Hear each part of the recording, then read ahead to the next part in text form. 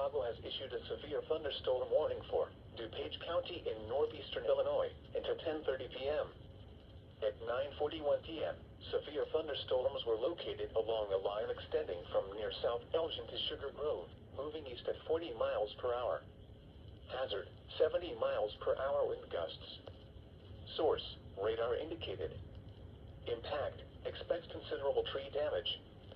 Damage is likely to mobile homes, roofs, and outbuildings.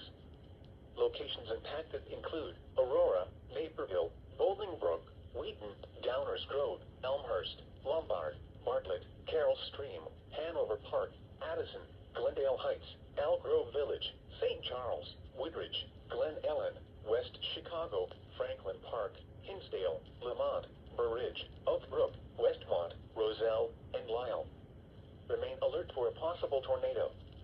Tornadoes can develop quickly from severe thunderstorms. If you spot a tornado, go at once into the basement or small central room in the sturdy structure. For your protection, move to an interior room on the lowest floor of a building.